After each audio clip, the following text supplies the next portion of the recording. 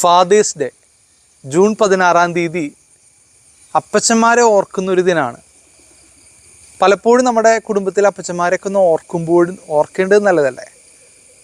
അവരുടെ സ്വപ്നങ്ങളും അവരുടെ ആഗ്രഹങ്ങളൊക്കെ മാറ്റിവെച്ച് കുടുംബത്തിന് വേണ്ടി ജീവിക്കുന്ന വലിയ ജീവിതങ്ങളാണ് ഈ അപ്പച്ചന്മാരുടേത്.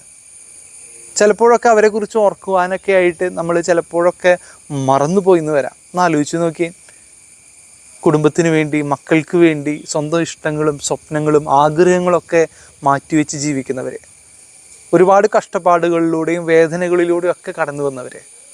പലപ്പോഴും ഈ അപ്പച്ചന്മാർ അവരുടെ ജീവിതത്തിലെ സങ്കടങ്ങളും വേദനകളൊക്കെ ഒന്നും കരഞ്ഞു തീർക്കാറില്ല. എല്ലാം ഹൃദയത്തിൽ ചേർത്ത് വയ്ക്കുന്ന വലിയ ജീവിതങ്ങളാണ് ഈ അപ്പച്ചന്മാരുടേത്. ഈ അപ്പച്ചന്മാർ കുടുംബത്തിന് വലിയ മാതൃകകളാണ്. ശ്രദ്ധിച്ചിട്ടുണ്ടാവില്ലേ? കുഞ്ഞു കുട്ടികളൊക്കെ കണ്ണാടിയിൽ പോയി അപ്പനെ പോലെ മീശ വരയ്ക്കുന്ന, അങ്ങനെയൊക്കെ വലിയ മാതൃക ഈ അപ്പച്ചന്മാർക്കുണ്ട്. ഒരു പക്ഷെ അമ്മയെപ്പോലെ ഈ അപ്പച്ചൻ വീട്ടിൽ വലിയ വാചാലനായിരിക്കില്ല, വളരെ നിശബ്ദമായിരിക്കും. പക്ഷെ പറയുന്ന വാക്കുകൾക്ക് ഹൃദയത്തിൻ്റെ ആഴങ്ങളിലേക്ക് കടന്നു ചെല്ലാനുള്ള വലിയ വൈഭവം അപ്പച്ചന്മാർക്കുണ്ട്. ഈ അപ്പച്ചന്മാരെ കുറിച്ച് ഓർക്കുമ്പോൾ ചിലപ്പോഴൊക്കെ നമ്മുടെ വീട്ടിലെ അപ്പച്ചന്മാർ അധികം ചിരിക്കാത്ത, സംസാരിക്കാത്ത ജീവിതമാണെന്നൊക്കെ നമ്മളിങ്ങനെ വാശി പിടിക്കുന്നുണ്ടാകും. വേറൊന്നും കൊണ്ടല്ല സ്നേഹമുള്ളവരെ, അവർക്ക് ചിരിക്കാനും ആശ്വസിക്കാനും ഒക്കെ കഴിയും. പക്ഷേ ചിലപ്പോഴൊക്കെ പുറത്ത് കാണിക്കാനായിട്ടും അവർക്ക് അറിയുമായിരിക്കില്ല. ആത്മാർത്ഥതയോടുകൂടെ നമുക്ക് വേണ്ടി ജീവിക്കുന്ന അപ്പച്ചന്മാരെ ഒന്ന് പ്രാർത്ഥനയോടുകൂടി ഓർക്കേണ്ടത് നല്ലതാണ്. ചിലപ്പോൾ നമ്മിൽ നിന്നും വേർപെട്ടു പോയിട്ടുണ്ടാകാം. ഇന്നും നമ്മുടെ കുടുംബത്തിന് വേണ്ടി ഒരുപാട് കഷ്ടപ്പെട്ട് അധ്വാനിക്കുന്ന അപ്പച്ചന്മാരുണ്ടാകാം. അവരെയൊക്കെ ഒന്ന് പ്രാർത്ഥനയോടുകൂടി ഓർക്കാം. എൻ്റെ അപ്പച്ചനെ കുറിച്ച് ഓർക്കുന്നത് ഇങ്ങനെയാണ്. 8ാം ക്ലാസ്സിൽ ജയിച്ചപ്പോൾ 2-3 പുസ്തകങ്ങളായിട്ട് സമ്മാനം നൽകാൻ വന്ന ഒരപ്പച്ചൻ. അതിൽ നിന്നാണ് എനിക്ക് വായനയിലേക്ക് ഒരു കാല് വയ്ക്കാനായിട്ട് സാധിച്ചത്. നമ്മുടെ ജീവിതത്തിലും അങ്ങനെ ഒരുപാട് നന്മകൾ നൽകിയ, നമ്മൾ നനച്ചിരിക്കാത്ത നേരത്ത് ചില സ്നേഹത്തിൻ്റെ കരുതൽ നൽകുന്ന അപ്പച്ചന്മാർ. ഈ അപ്പച്ചന്മാരെ അവരുടെ ജീവിതത്തിലെ വലിയ സ്വപ്നങ്ങളും അവരുടെ ആഗ്രഹങ്ങളൊക്കെ മാറ്റിവെച്ച് ഔസ്യപിതാവിനെ പോലെ തന്നെ ദൈവത്തിൻ്റെ സ്വപ്നങ്ങൾ നിറവേറ്റാൻ വേണ്ടി ജീവിതത്തിലെ കഷ്ടപ്പാടുകൾ ഏറ്റെടുക്കുന്നവരാണ് അപ്പച്ചന്മാർ.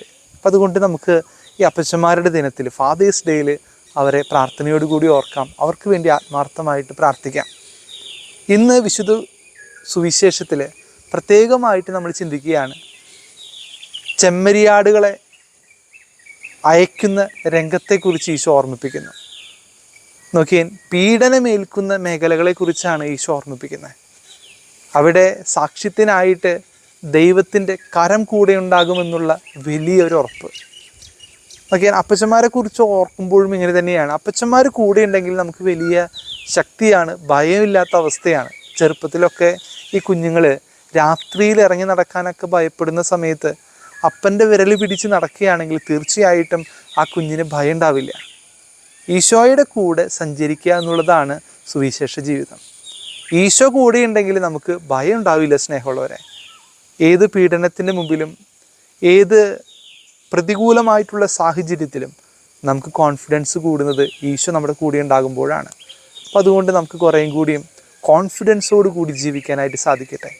ഈശോയുടെ കരം പിടിച്ചുകൊണ്ട് യാത്ര ചെയ്യാൻ സാധിക്കട്ടെ. എല്ലാ അപ്പച്ചന്മാരെയും പ്രാർത്ഥനയോടുകൂടി ഓർക്കാം. ഏവർക്കും ദൈവാനുഗ്രഹങ്ങൾ സ്നേഹപൂർവ്വം നേർന്നുകൊള്ളുന്നു.